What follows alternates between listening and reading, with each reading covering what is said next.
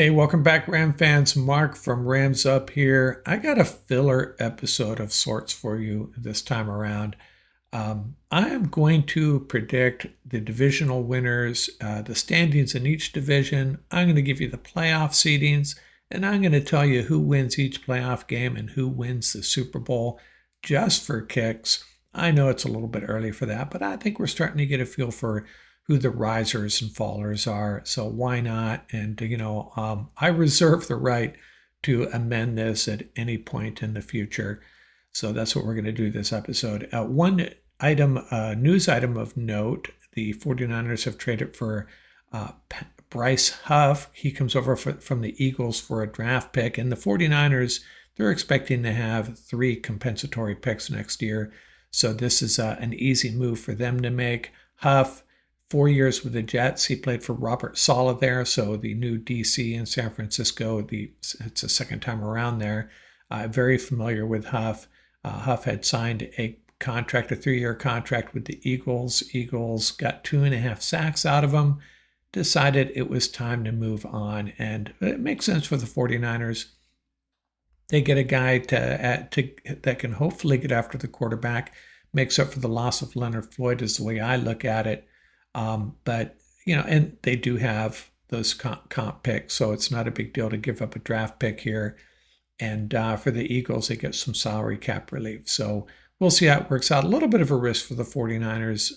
Huff has been somewhat disappointing, so they'll have to hope that changes for this really to be a win for them in the trade department. So before we get to my predictions, I wanted to talk about a player who wore number 50 for the St. Louis Rams, and why? Because it's episode 750 on the podcast. So who did I want to talk about?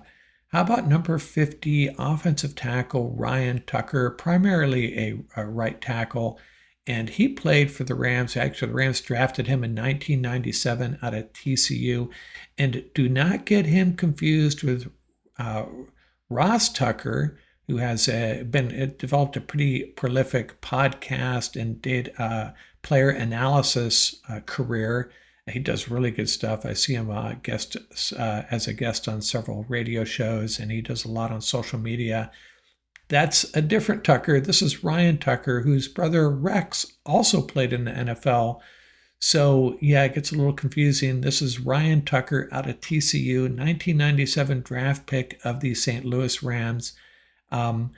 He actually earned 2 Super Bowl rings with the Rams, and he earned the starting job there. After getting drafted, he earned the starting job after the first Super Bowl, but over a 2-year period had 31 starts for the Rams before moving on to the Browns.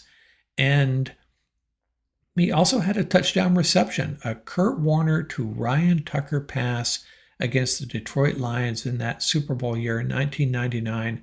I don't remember this. Put the Rams up in the fourth quarter, but the Lions were able to pull it off. So he had a touchdown reception from Kurt Warner during the greatest show on turf year, the year they won the Super Bowl. Pretty cool for him.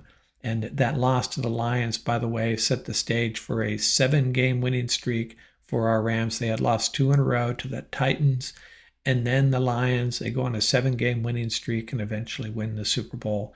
Ryan Tucker, our number 50 for the then St. Louis Rams. So let's get to my predictions here. How do I see the AFC East unfolding?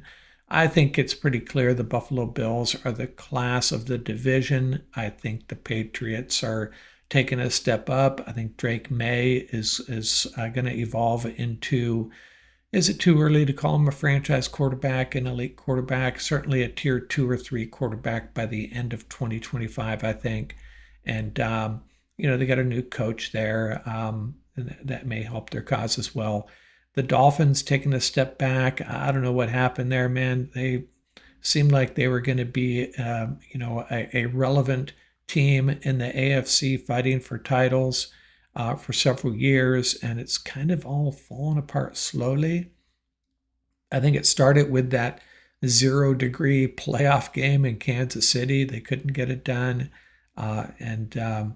Dolphins going to drop to third place in one of the weakest divisions in the NFL. And then the Jets, you feel bad for the Dolphins. Well, how do you feel about the Jets and what's happened to them? Man, it sucks to be a Jets fan, is what I'm hearing. And I don't think it's going to be a good year for them. I think this is pretty much how a lot of people are picking this division. There may be some that think the Dolphins will be able to hold off the Patriots for second place. But I feel pretty confident that this is going to be the Bills, the Patriots, Dolphins, and Jets in that order. Now we go to the AFC North, and I'm one of those guys that I always overvalue the Bengals. I always expect a little bit more than we end up getting from them. I think it's going to be a race between them and the Ravens, though. But I think the Ravens hold them off once again. The Bengals have so much invested in those three guys on offense. It's going to cost them elsewhere. They're still having the contract battles with some of their players as we speak, but they're still going to be very good. So it's Ravens 1, Bengals 2. And I think the Steelers, with their quarterback situation, even if they bring on Aaron Rodgers, not thrilled with the direction this team is going. I don't know, man. It's going to be a drama fest there, and if anyone can keep that under wraps, it's Mike Tomlin. But I don't know, not a good time to be a Steelers fan. But they always end up, being in the thick of things one way or another. But I think they are the third place team, and the Browns. If you can if you can run an offense with 5 quarterbacks, they'd probably be the Super Bowl favorites. But they're I don't know what to tell you about the Browns. It was just a couple of years ago they were on the brink with a great defense, but it's just falling apart on the offensive side of the ball, and it remains to be an issue. I don't think the Browns are going anywhere this year, unfortunately. Now we got the AFC South, and if the way I feel about the South is it's the Texans division. I think they had a little bit of a bump in the road last year. They got to the playoffs. I get it. Got knocked out in the divisional round, but I think I expect more out of them this year. C.J. Stroud, had maybe a tiny bit of a sophomore jinx, and he's going to bounce back in a big way. And I would expect them to win this division. The Colts, they're just always kind of solid. That 9-7, 10-7, 9-8, 8-9. They're going to be in that range, and they'll be good enough for second place. I think Liam Cohen and the other additions, staff and front office wise with the Jags, is going to help them. Travis Hunter. I can't wait to see what he does this year. I'm going to have to think about taking him pretty early in a fantasy football draft. But I still think they're a third place team, improved but third place. And the Titans, another team that always seems to get it done on defense. It seems like they're always a real physical team, aren't they? And Cam Ward, he'll be a rookie. It's going to take a little bit of time. They're going to have their moments, but they could jump the Jags and the Colts potentially for second place, but right now I have them in fourth. So I got the Texans, Colts, Jags, and Titans. Now, the one division I have seen the most variety as far as who's getting picked and who isn't here, everybody's kind of chilling on the Chiefs. It's just, I don't know, a little bit of wear and tear on the love for the Chiefs, especially prior to the season. And I had some really sour feelings about them as that playoff game wound down. Is this the end of the Chiefs? If we're going to call it a dynasty, is it the end? And probably not. But they do have more issues than they've ever had, especially along the offensive line. And we saw that against the Eagles. So I'm picking the Chargers, and, throw darts at me. A Ram fan picking the Chargers to win the AFC West. I just think Harbaugh has them pointed in the right direction. They're turning into an NFC North type team in the AFC West, and they're gonna try to punch teams in the mouth, grind teams down on the ground with the run game, play really physical defense, control the ball. And I think it's going to work for them this year. Playoffs might be a different story. We'll get to that in a second. I'm still picking the Chiefs as a second place team and the Broncos as a very good third place team. I also like what the Broncos are doing. Bo Nix is going to be, he's already surprised us, right? I think he's going to be a really good quarterback moving forward. They've added some defensive pieces, a couple of guys from the 49ers. It's a team that I would be excited about. Just might be in the wrong division. This might be the toughest division, one of the tougher divisions in the NFL this year. And then there's the Raiders. I mean, Pete Carroll is going to give this team a bump in swag and in some other ways, but I still think they have too many holes on this roster. So I got the Raiders in fourth place in the AFC West. So let's talk about the NFC East. It's the Commanders' year. Jaden Daniels is the deal, is the real deal. And, they're going to have a slightly easier schedule than the Eagles. Second place schedule might be good enough for one win difference. And that could be all it takes for them to edge the Eagles. And I expect the Eagles to take a little bit of a step back. Now, we have to remember, and someone was talking about this. Oh, gosh, who was it? I think it was Chris Sims, actually. Uh, Jalen Hurts gets a lot of love after the playoffs and after the Super Bowl. But, don't forget, he was mediocre at times during the regular season. He just steps it up in the playoffs, which is, hey, kudos to him. But that could really hurt their push for repeating as the NFC East champions. So I'm giving it to the Commanders. Eagles second. The Cowboys, they're in a tough spot. Two really good teams that they have to face.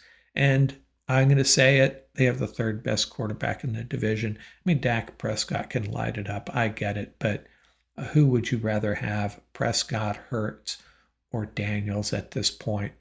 And then the Giants, they have some work to do, but I'd feel good about having Jackson Dart in the house. Probably going to be Russell Wilson to start. And I don't have a lot of faith in the Giants' ability to climb out of the cellar in this division. Now the NFC North. I really like what the Packers did, mainly Matthew Golden. The Packers' problem last year was a lot of drop passes. Other than that, it's a solid roster from top to bottom. They got good players spread out all over the place, and they add Golden, who is he probably was my favorite player in the draft. So he's going to help big time. And the Lions, losing their two coordinators, I think that's a really big deal. And they may be suffering Dan Campbell burnout at some point. And the Vikings, J.J. McCarthy could end up being the next coming, but we don't know yet. I have to see it. And the Lions and Packers, roster-wise, the Vikings are fine. But dealing with the Lions and Packers with a rookie quarterback, I'm assuming anyways, I have them in third place. And the Bears, I'm not in the Caleb Williams camp quite yet. I just can't get away from that statistic I saw about quarterbacks that get sacked a lot in college, get sacked a lot in the pros. There's an issue there, hanging onto the ball, not being able to go to your second receiver, trying to stick with the same guy who's trying to get open, hanging on to it, and getting sacked. And we saw that again last year. Now the Bears have been trying to improve that offensive line. They bring over Ben Johnson.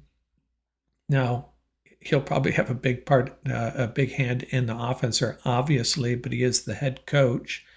And he'll certainly put an emphasis on developing Caleb Williams and getting this offense going. But I'm not sold yet. I'm not sold on Caleb Williams. And it's hard for me to say that because I thought coming out he was going to be one of the great quarterbacks of his generation. And I'm not really feeling it right now, unfortunately. So Packers, Lions, Vikings, and Bears in that order.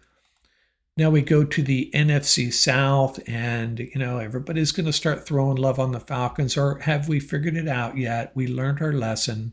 The Bucs are going to win this division once again. I'd like to think this is finally the Falcons' year and Raheem Morris's year, but I don't know. I love Baker Mayfield, and this is another team that always plays pretty good football on both sides of the ball, week in and week out. And, they have trouble dealing with the powers, the elite teams in the NFL, but, throughout the regular season, they find ways to win just enough to win the previously weakest division in the NFL, and it probably still is. So the Bucs win it. I think the Falcons will be be in second place again, unfortunately, be the bridesmaid again. And I'd like to see that change. I'd love to see the Falcons win this division. I don't know why. I just would. Maybe because of Raheem Morris, but just don't have a lot of faith in them being able to win enough games to unseat the Bucs. It's as simple as that.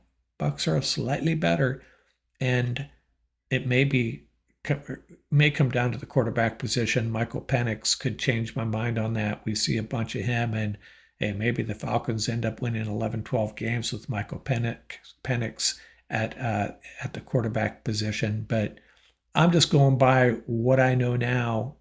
Baker Mayfield, Michael Penix, got to give the edge to Baker, who should have been a Pro Bowler last year. Crazy that he wasn't selected. And in third place, I like what the Panthers are doing.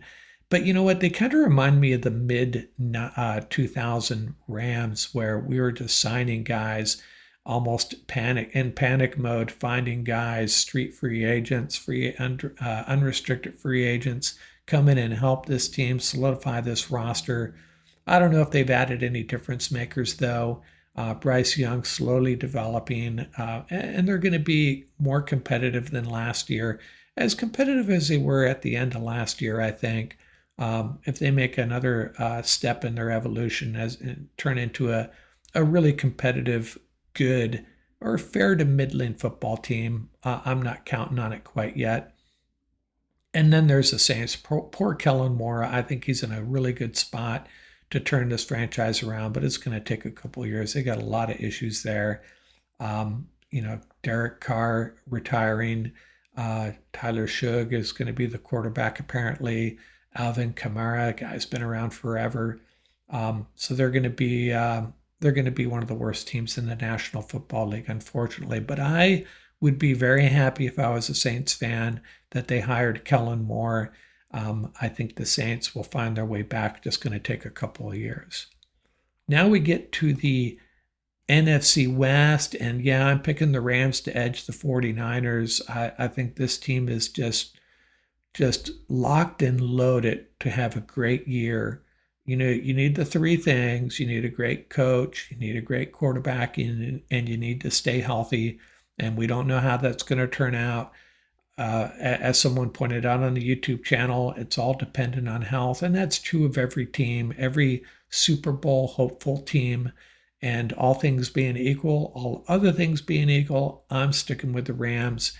They are able to overcome this edge the 49ers have as far as the schedule goes. And I'm picking the 49ers because of that schedule. They're still a pretty darn good roster, a great offensive mind, a decent quarterback, some weapons there, some really good players on defense, and the easiest schedule in the league.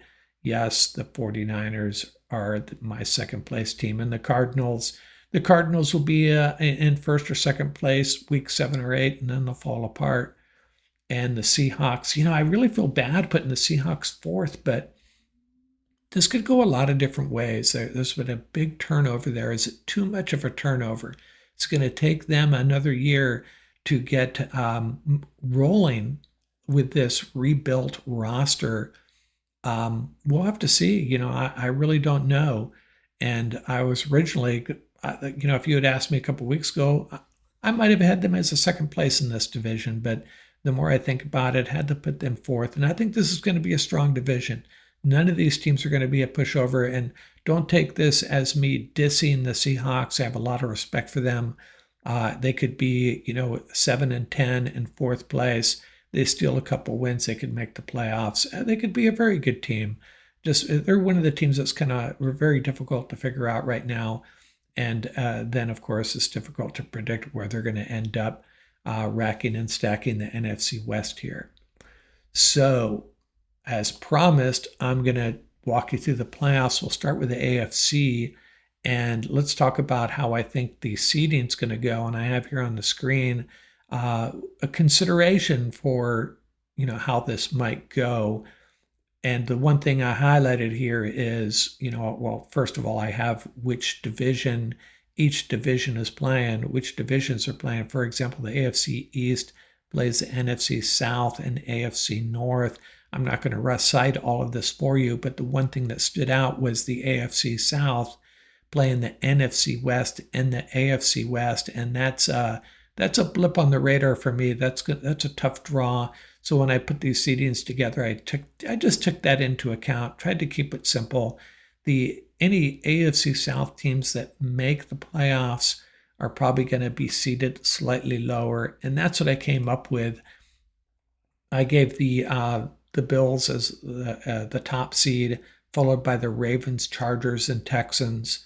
And so the Texans, the AFC South champions, come in with the worst first place record. And then I had the Chiefs, Bengals, and Patriots as a wild card teams. And we roll into the playoffs. And how did it go?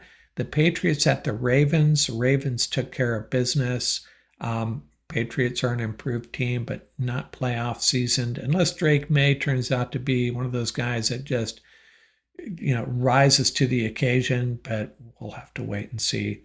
And I have the Bengals coming into SoFi and knocking off the Chargers because that's what the Chargers do.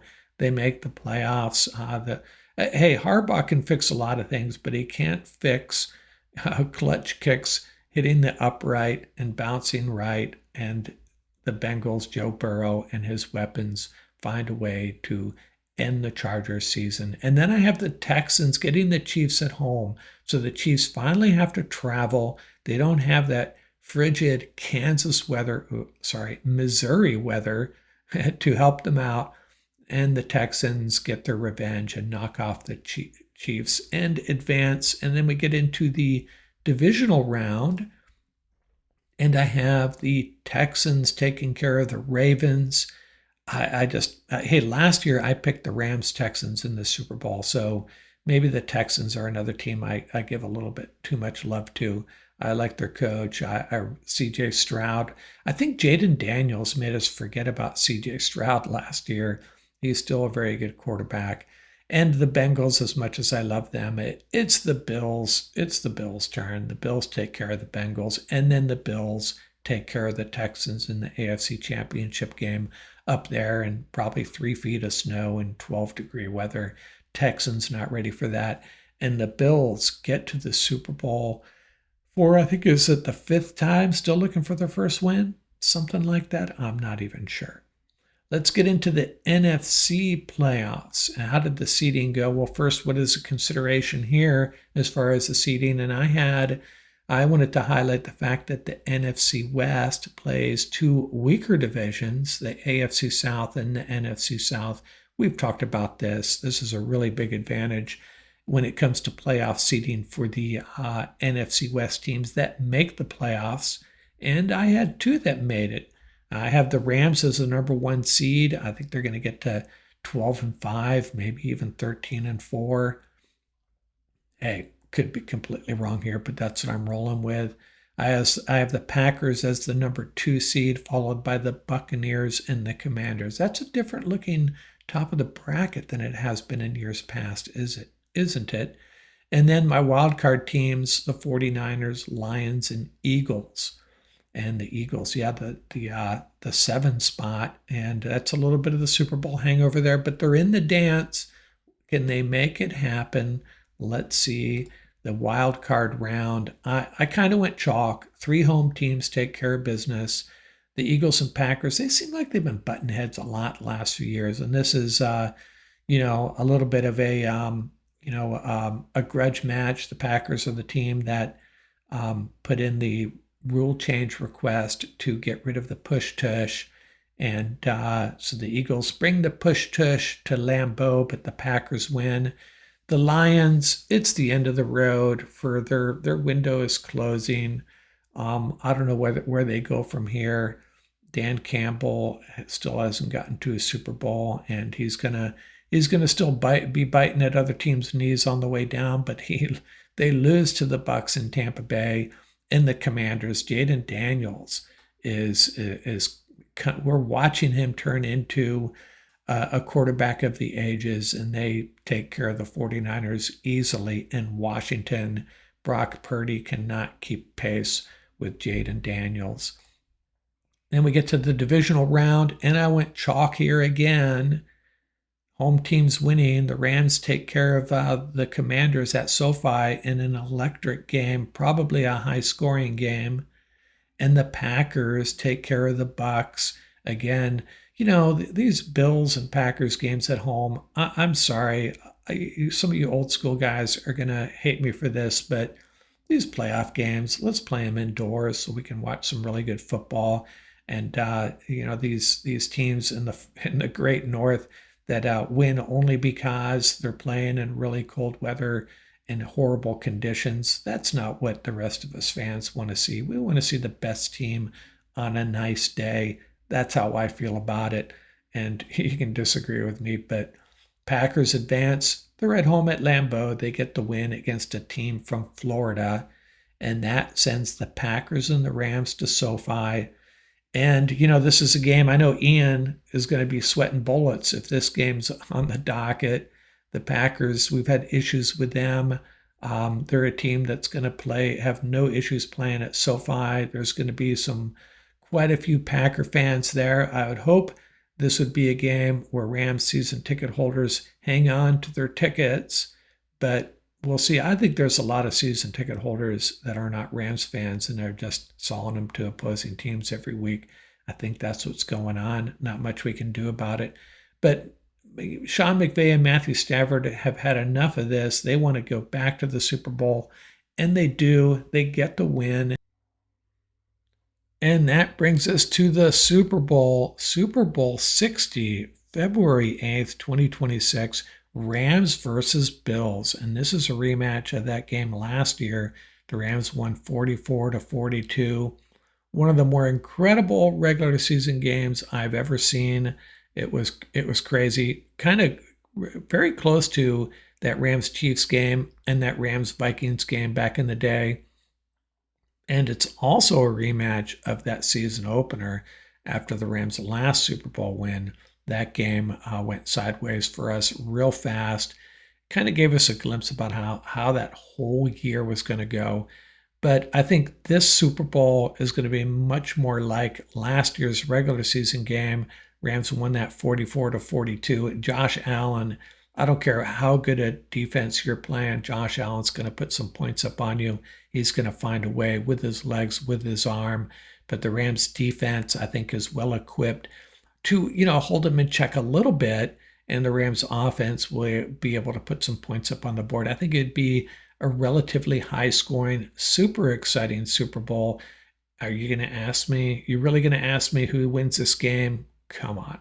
The Rams get the win, and a win at Levi's Stadium in Santa Clara. How sweet will that be? Now, there won't be any 49er fans there, I don't think. If they are, they'll be disguising which team they represent, but those 49er fans sitting at home they're going to be nauseous watching the Rams walk off Levi's Stadium field with another Super Bowl victory. That's my prediction. Rams over the Bills in Super Bowl 60.